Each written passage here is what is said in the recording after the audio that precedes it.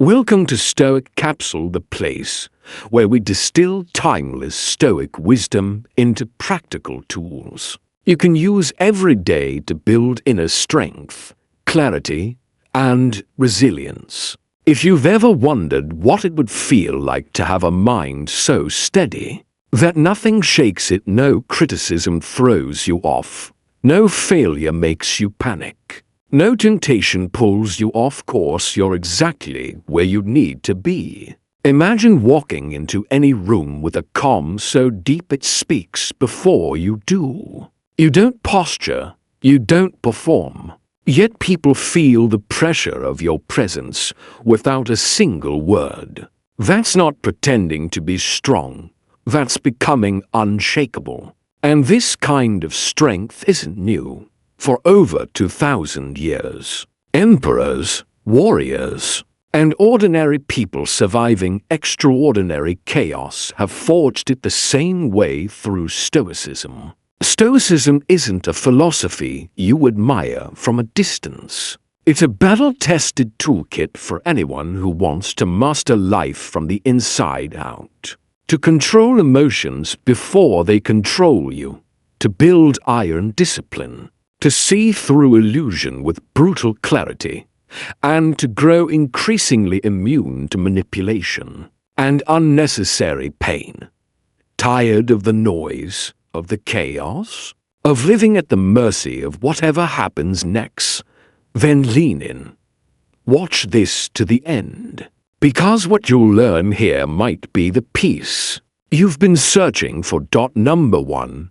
Growth comes with loneliness. Do you want a mind so powerful it makes others uneasy? Then brace yourself. The first thing you'll feel is loneliness, the kind that steals your breath. Not because you've done something wrong, but because for the first time you're doing what's right for you.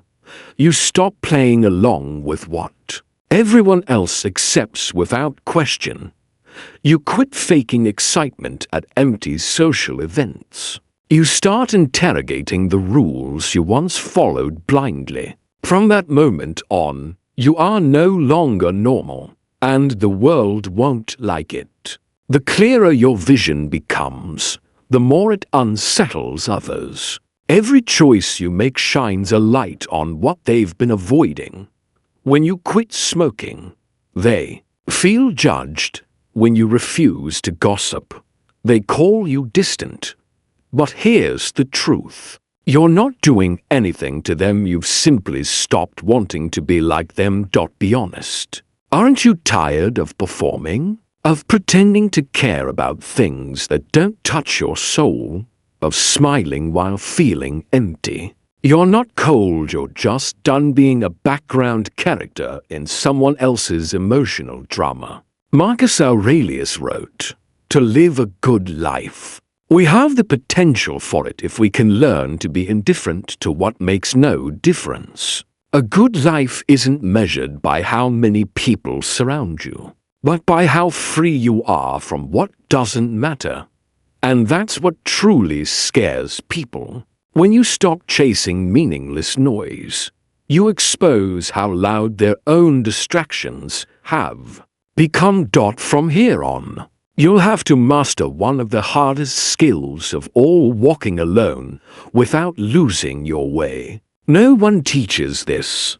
No school hands out a manual for staying awake while the world sleeps. But here's the truth. A strong mind isn't forged in applause. It's forged in the moments when no one understands you, and you still don't fold. Picture this: you're standing in a dimly lit room. No phone, no voices, no distractions, just you and your rawest thoughts. Can you handle that silence? Or will you scramble to fill it, to escape, to drown it out with noise? Because if you can't sit alone with yourself, you'll always be a hostage to the crowd. And if you need the crowd to feel whole, you'll never be strong enough to become who you really are. The path is simple, but not easy. Cut the noise, Face the silence. Choose what matters, and let the rest fall away. Strength grows in the space where approval used to live. And when that space finally belongs to you, your mind stops begging for permission and starts setting direction. Emily Dickinson lived in her silence was profound. Yet her words echo through centuries.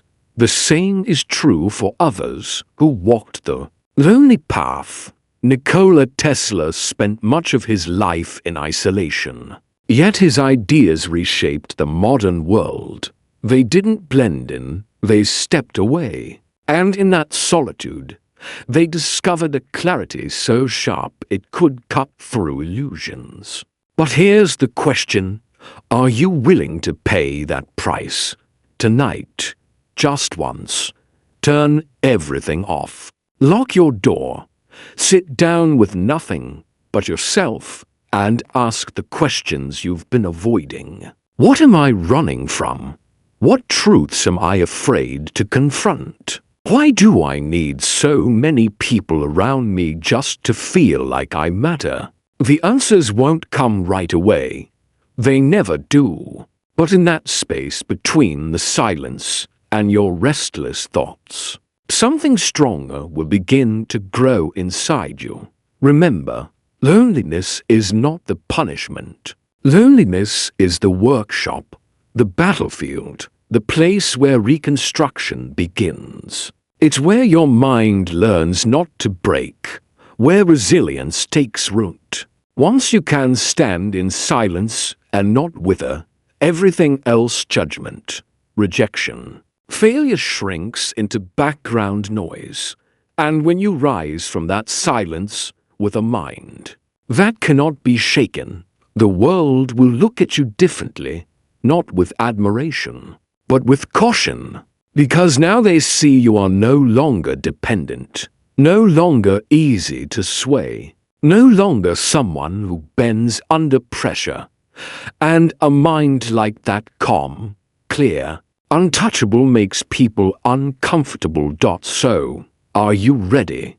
Because the next lesson will be even harder when you begin to change. The same people who once clapped for you may be the first to walk away. And when they do, you will need the strength to stand tall. Number 2. Your change will threaten others. When transformation begins, even in small ways, it unsettles people. Thinking differently, speaking with more care, turning down another empty night of drinking, or daring to share thoughtful perspectives, these tiny shifts can be enough to make those around you uncomfortable. Not because you've done something wrong, but because your growth, however subtle, acts like a mirror. It reflects their own stagnation. And who likes to look into a mirror that shows them something they're not proud of? You've probably felt this before. Maybe you started reading more, experimenting with minimalism, or cutting down on complaints by taking responsibility for your own choices. You expected encouragement, maybe even excitement. Instead, you were met with half-joking comments like, "Getting too deep for us," or "Since when did you turn all philosophical?" Worse still, sometimes your words are met with silence, with blank stares, with indifference. It's not that you're wrong, it's that your growth forces them to face themselves. Real mental growth, when it's genuine, doesn't announce itself with noise. It's quiet but powerful. It's like turning on a light in a dark room. The light doesn't speak. It doesn't argue, but suddenly everything is visible. And for someone who's grown comfortable in the dark, that light can feel unbearable. Psychologists call it groupthink. It's the invisible glue that keeps people aligned on the surface, preserving a sense of safety inside the group. In a circle where complaining is the norm, The first person who goes quiet and searches for solutions will instantly be labeled weird, distant, or even dangerous, not because they're wrong, but because they disrupt the old order. And evolution, by its very nature, is always a threat to what no longer serves us. Have you ever wondered why Socrates was sentenced to death? It wasn't truly because he was corrupting the youth of Athens, as the charges claimed. It was because he forced society to face its delusions, its blind beliefs, its lazy thinking. He didn't kill anyone. He didn't steal anything. Yet through his questions, he made people think, and that alone terrified those in power. The same fate met Malcolm X when he shifted his message from black nationalism to a broader humanist vision. He wasn't only hated by the system, he was branded a traitor by many of his own allies. That's the uncomfortable truth about growth. Sometimes it doesn't just make you a stranger to the world. It makes you a threat to your old tribe. So here's the real question. How many times have you held back your growth just to keep others comfortable?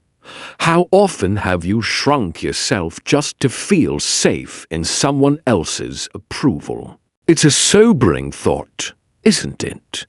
Because here's the truth: most people won't tell you the ones you're trying so hard to please today might be the very first to abandon you tomorrow when things fall apart.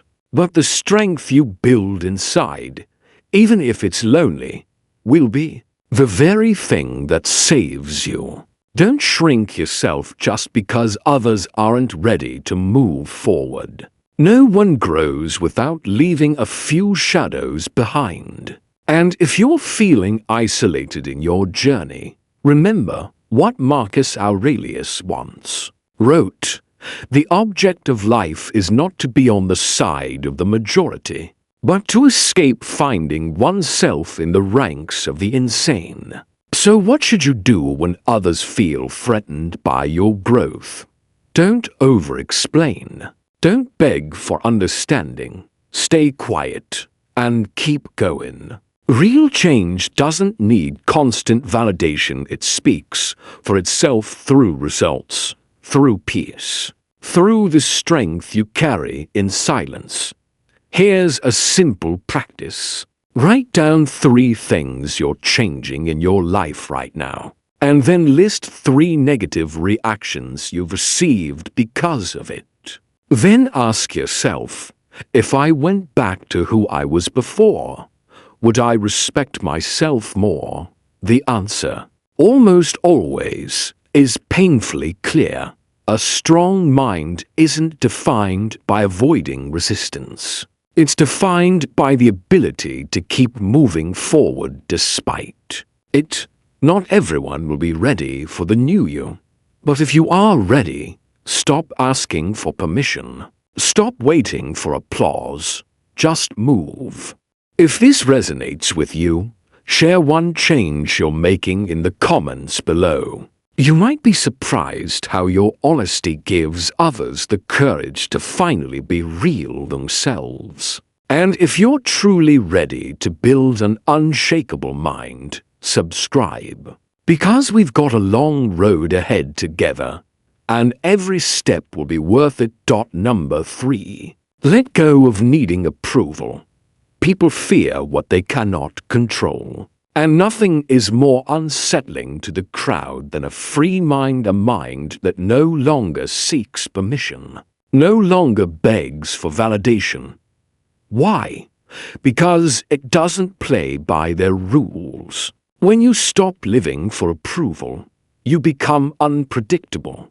And, to society, that unpredictability is dangerous not because you're a threat to others, but because you force them to confront the truths they've been running from in themselves. Nietzsche called this type of person the Übermensch, someone who rises above herd morality and begins living by a value system of their own making. The Übermensch doesn't ask, "Am I allowed to do this?" Instead, they ask, "Is this worthy of me?" Just as a climber doesn't seek directions from someone sitting idly in the valley. A truly strong person doesn't pause to wait for permission before moving forward. They've left behind the land of acceptable to step into the territory of authentic. Think about it. Have you ever stopped yourself from doing something just because someone disapproved? Have you ever deleted a post or silenced your own thoughts because you feared no one would care? The question isn't simply how often you censor yourself. The real question is, whose life are you actually living when your need for recognition dictates your choices? You are no longer at the wheel of your own life. You've become a puppet dressed up to look like an independent mind, but secretly tethered by invisible strings. Stoic philosophy puts it bluntly: if you want to improve, be content to be thought foolish and stupid. Growth demands that. The courage to look wrong, to be misunderstood, to carry the weight of disapproval. That's the price of freedom. The less you need approval, the more room you create to do what is right. But don't forget, society resists this kind of freedom, because if you prove it's possible to stand alone, you also prove that everyone else has been hiding behind the crowd. When you choose to stand alone, others are forced to confront the truth they've been avoiding, that they are not. Mediocrity doesn't need weapons. It survives on consensus. It thrives on pitying glances, on so-called practical advice, on quiet mockery designed to pull you back down. And why? Not because people truly hate you, but because your confidence shines a light that makes their own insecurities impossible to ignore. Nietzsche described this as slave morality, a system where the weak refrain their failures as virtues. When you're strong, they call you cold. When you're independent, they label you selfish. But ask yourself, were you born to please everyone? Of course not. History shows this pattern again and again. Galileo was condemned for declaring that the earth revolved around the sun, a truth that lacked popular approval. Rosa Parks, by simply refusing to give up her seat, forced America to stare directly into the face of its own racial injustice. Real power doesn't always shout. Sometimes it's nothing more than the quiet refusal to flinch when the world trembles. Here's a challenge for you, one that reveals just how deeply other people's eyes shape your life. Go eat alone at your usual spot. No phone, no headphones, no pretending to be busy, just you, sitting still. At first, the discomfort that creeps in isn't true loneliness. It's the fear of being seen as lonely. But if you push past that fear, you'll discover something priceless. The first taste of freedom comes from being at peace with how others see you. So ask yourself, if you posted nothing, told no one, shared none of your progress, would your work still feel meaningful? If the answer is no, then maybe you're not really living life. Maybe you're just performing it like a farmer who plants crops not for fruit, but for likes. And if that's the case, you've been off track longer than you think. Even Scripture warns us, do not conform to the pattern of this world, but be transformed by the renewing of your mind. You don't need to fight the world. You simply need the courage to live differently. And it all begins with letting go of the crowds. Applause. If you truly want to build a mind that unsettles others in the best way possible, then start by defining your own values. Don't borrow morals from the majority. Don't wait for permission to move forward. Instead, let every action in your life answer one simple question. Does this make me a better version of myself?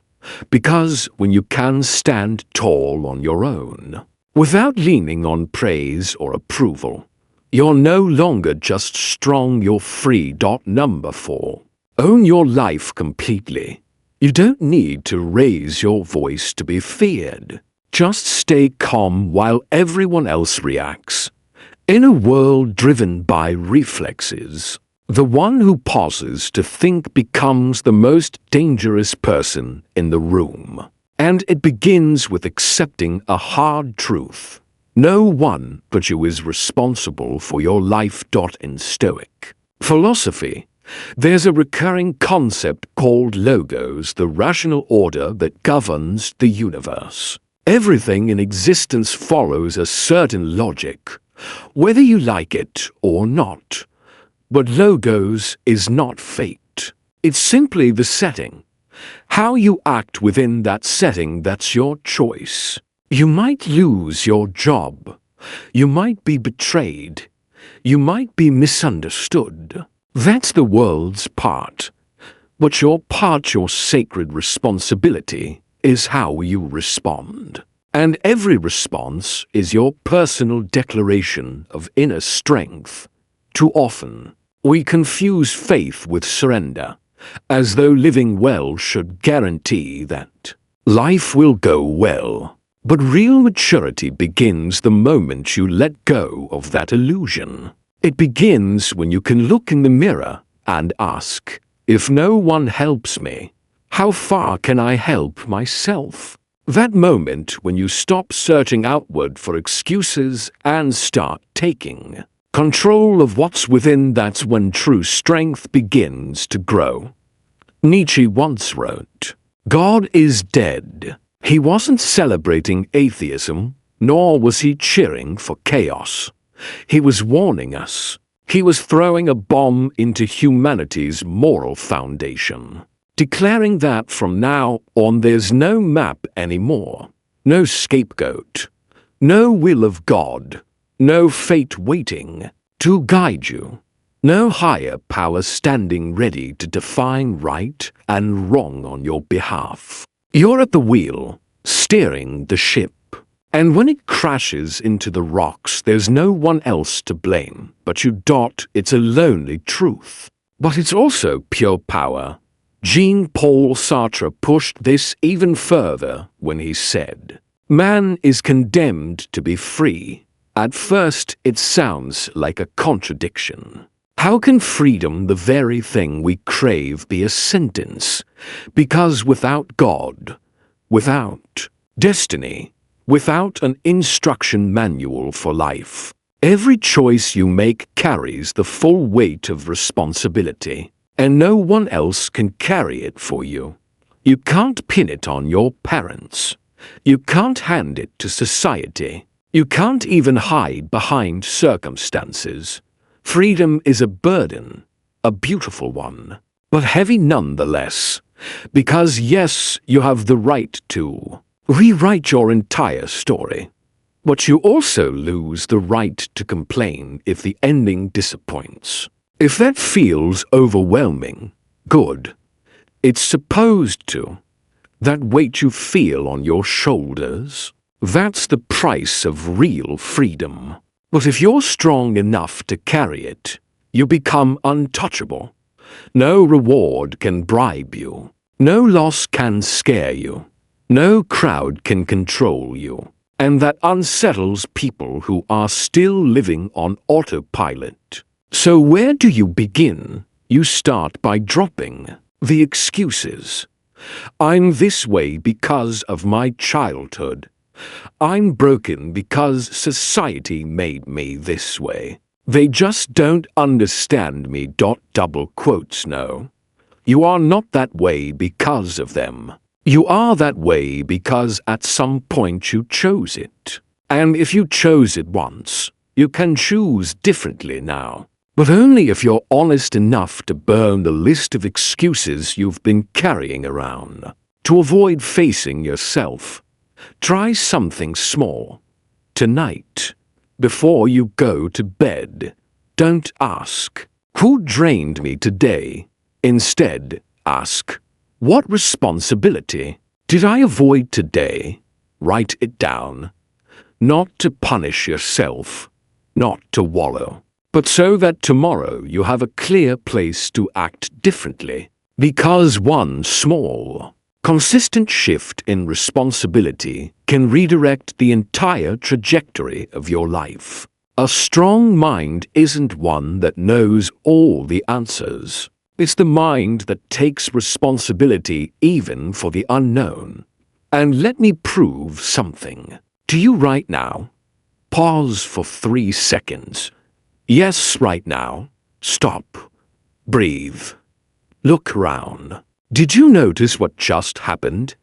Even while this video is playing, you just chose to control your actions. That is strength. Proof that you are not a slave to impulse, you are the one holding the reins. And if you've stayed with us this far, take a second to hit like. Not for us, but as your personal pledge. A declaration that you're finished with living like a victim. Because everything from this point on is building toward one thing. A mind the world has no choice but to reckon with. Number 5. Strength is facing pain. So how do you actually build a mind so strong, so unshakable, that it makes others hesitate before they cross you? The answer doesn't lie in feel-good slogans like "just love yourself" or "everything will be okay." That's wishful thinking. Real strength doesn't come from denying pain. It comes from facing it head on. Sometimes the cracks in your soul are not flaws, they're openings. They're the places where the light gets in, illuminating the path to becoming unshakable. But you have to ask yourself, how many times in life have you chosen to run instead of endure? And where did that running get you? A mind of steel isn't forged in comfort. It's forged in chaos, in confusion, in sleepless nights where everything feels like it's falling apart. That's the forge where you either shatter or you rebuild stronger. We forget something important. Inner turmoil isn't a weakness. It's raw material. It's the clay from which a deeper, truer, stronger version of yourself can be shaped. Viktor Frankl, the Holocaust survivor and psychiatrist, wrote in Man's Search for Meaning that humans can endure almost anything if they can find meaning in the suffering. So here's the real question. Have you ever stopped to find meaning in your pain? Or have you spent your life just trying to escape it? Because there's a story I want to tell you, one that proves a hard but powerful truth. Truth is this: pain itself doesn't destroy you. Avoiding it does. There was a man named James. On paper, he had it all: a successful engineer, a husband, a father. But one night, everything shattered. His 6-year-old son died in an accident.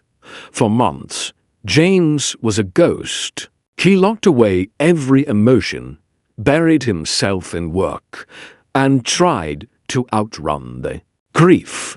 But the more he ran, the hollower he felt. Then one ordinary afternoon, he noticed his son's tiny shoes under the kitchen table. And for the first time, he collapsed. He let himself cry. He let himself remember. That moment was the turning point. Instead of running, he began writing letters to his son. One each day. He wrote about the ache, the guilt, the moments they never got to share. A year later, those letters became a book one that helped thousands of parents endure their own losses. Maybe you haven't faced a tragedy as devastating as James, but everyone has a pain they keep buried. The question is, will you keep running, or will you sit with it? Here's a practice each morning. Ask yourself, what pain am I trying to ignore? Write it down. Not to complain, not to wallow, but to understand. Then ask, what is this here to teach me? Because once you dare to confront pain, it loses its grip. It no longer chains you, it fuels you. Think of coal under pressure. It becomes a diamond. Your mind, too, sharpens under pressure until it becomes unbreakable.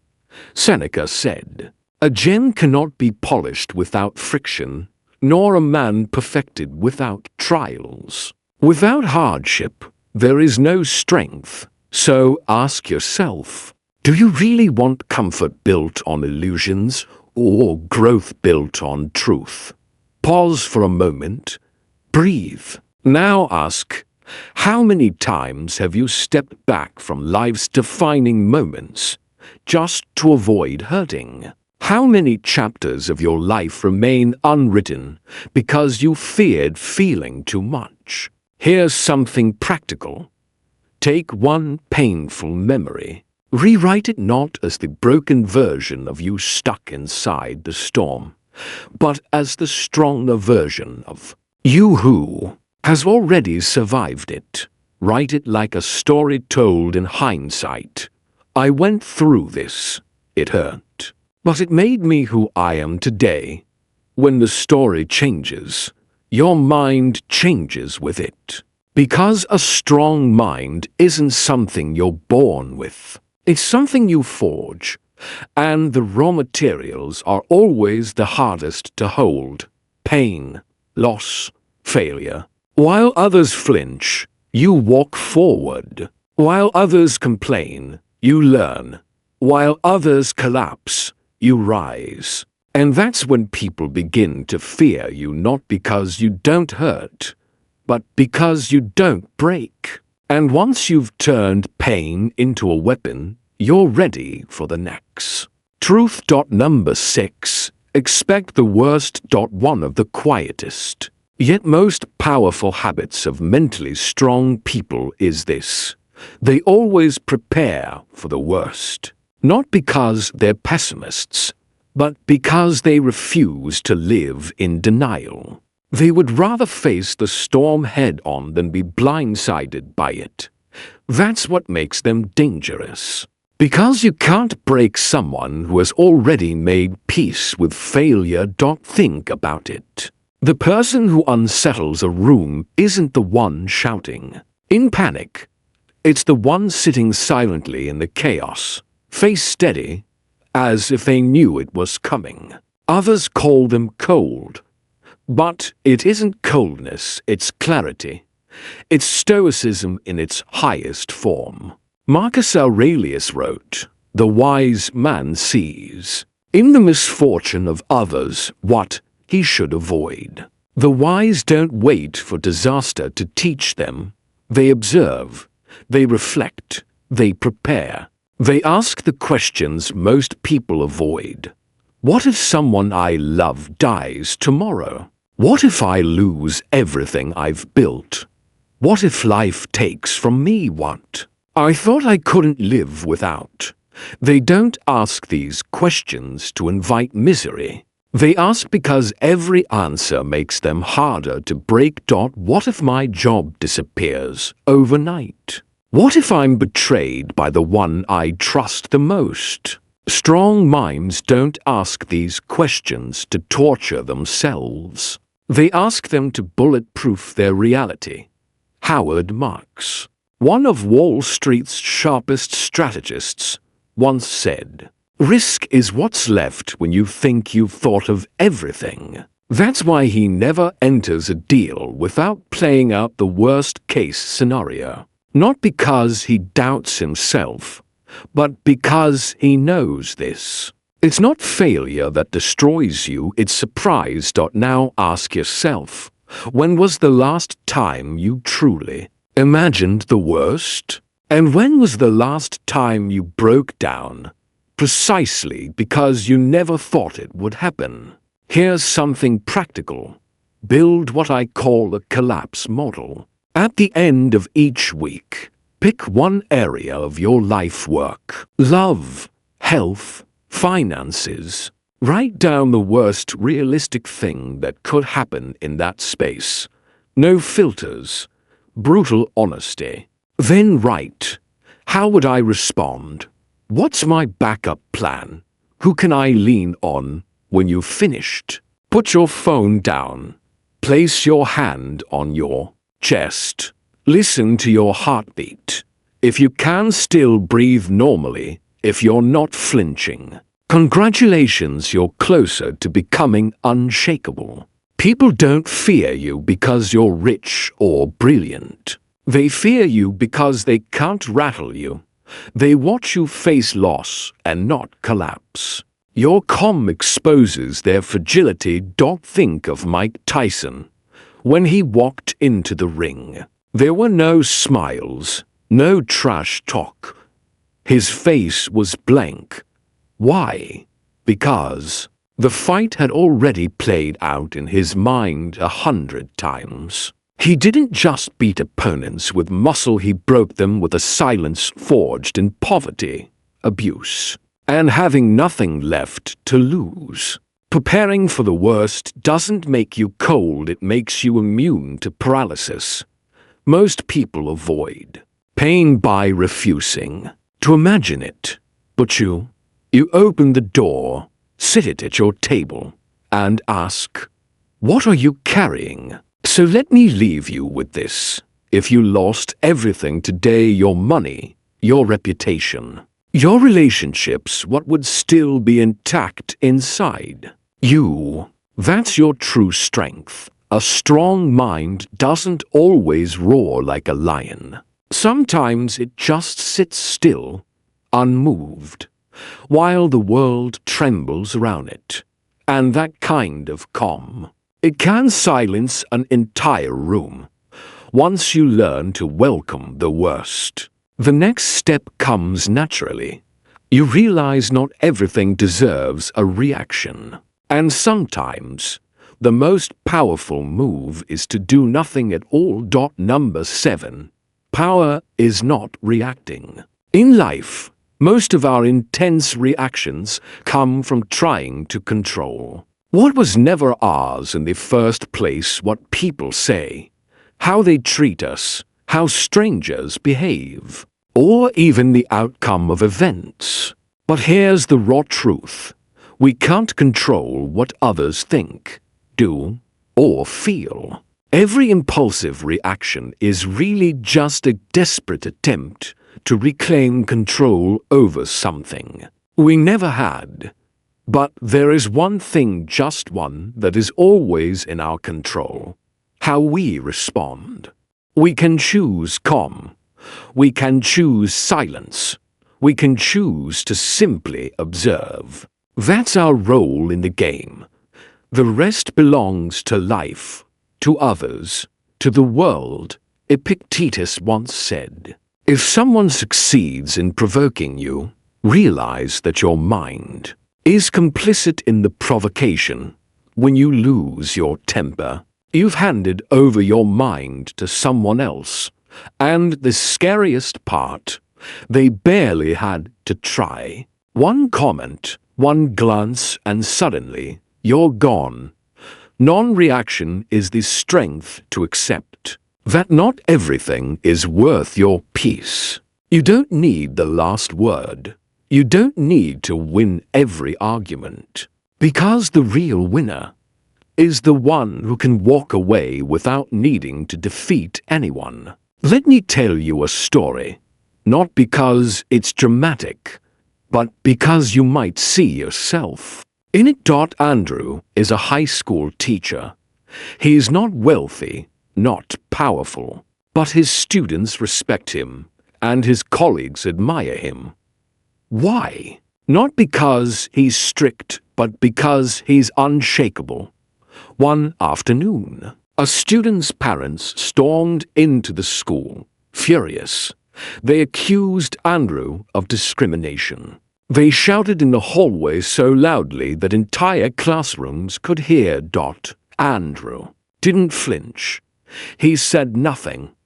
He just listened silently, eyes steady on the parent. When they finally ran out of steam, not because they calmed down, but because they had no more words, Andrew simply replied, "I understand you're worried about your child. I'll file a report with the principal, as per protocol." That was it. No defense, no anger, no fight. Yet the entire school leadership stood by him. Why? Because no one could believe that someone so composed could possibly be unfair.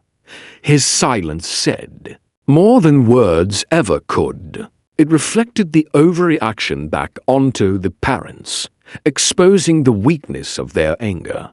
That's the shift. Non-reaction isn't weakness, it's stability. Like a building that doesn't tremble in a mild quake, you just know it's solid. And if you're wondering how to start, begin small. A pointless argument online, someone cutting in line, a rude comment. Don't reply, don't explain, don't justify. Just watch yourself in that moment. Let silence become a mirror. Let others hear their own noise. Nietzsche once warned, "He who fights with monsters should be careful lest he thereby become a monster." When you react the way others want, you hand them the strings to your mind. They pull and you move. You think you're defending truth or justice, but in reality, you're just being played in a game where the rules aren't even yours. That's why a strong mind doesn't need to win debates. It doesn't need to raise its voice, because it knows its worth is not up for debate. When you stop reacting, you start living by your own standards, and suddenly no one can manipulate you with words, looks, or even silence. So if you're ready to build a mind so steady that it makes others pause, not because you threaten them, but because you don't waver, then remember this. Silence is power. Drop a comment.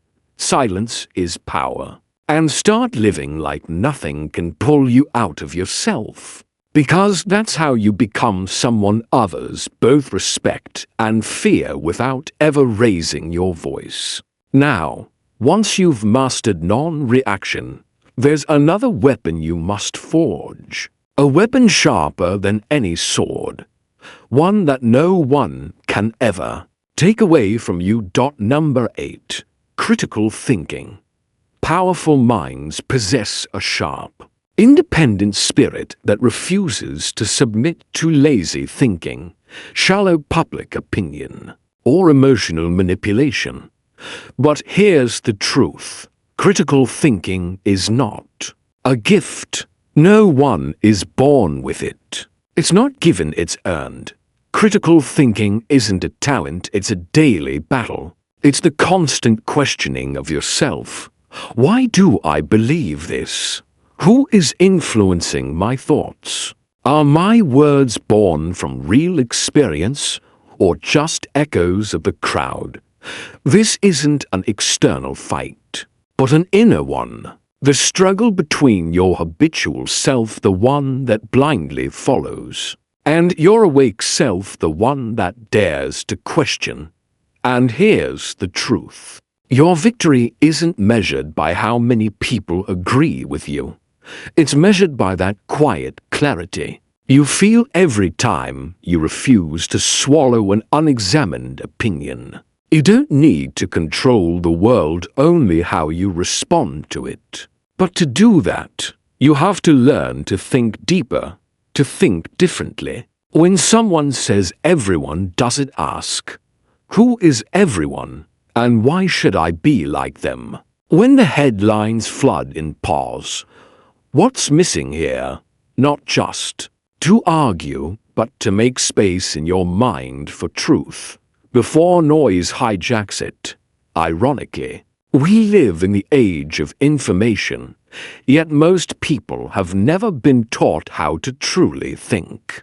We consume knowledge like fast food, quick, easy, undigested. And then we wonder why we feel anxious, lost, or restless.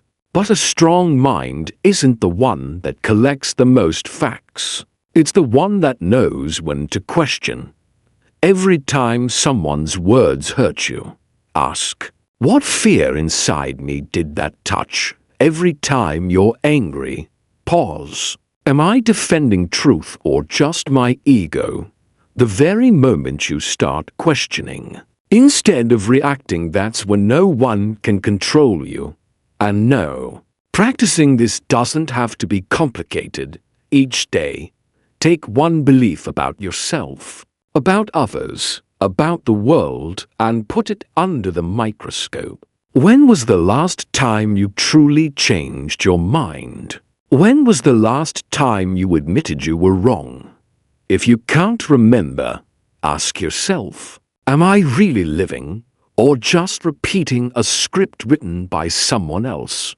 In conversations, instead of waiting for your turn to argue, listen, not to reply, but to understand what drives the other person's point. It's hard, painfully hard, because it demands you put truth above your ego. Even when the truth doesn't flatter you, a strong mind doesn't waste energy on meaningless battles. Like a wise soldier, it chooses the right battlefield. Because strength isn't about knowing everything, it's about knowing what's not worth believing, not worth reacting to, and not worth holding on to. So ask yourself, of all the things I believe, how many are truly mine, and how many were programmed into me?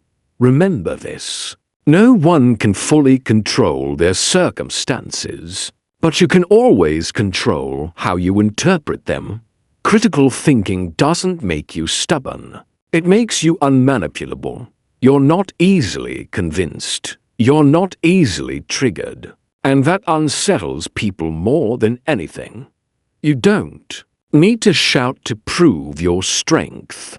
You just need to think deeply enough that your words make others fall silent. And that starts today with the next time you ask yourself, have I really thought this through? We've just explored 8 principles for building an unshakable mind, a mind that doesn't need to raise its voice, yet makes the world take notice. Quiet strength speaks loudest. Because a formidable mind doesn't dominate others. It simply cannot be controlled. It chooses what to think, when to stay silent, and how to act with intention. In an age where everyone is reacting, the rare few who pause to think stand out. And that rarity is power. If you found value in this journey, hit like right now. Drop a comment which lesson made you stop and think. Share this video with someone who needs it. It might be exactly what they're searching for. And if you're committed to building an unshakable mind, don't forget to subscribe. There's so much more ahead. Thank you for watching, and I'll see you in the next capsule.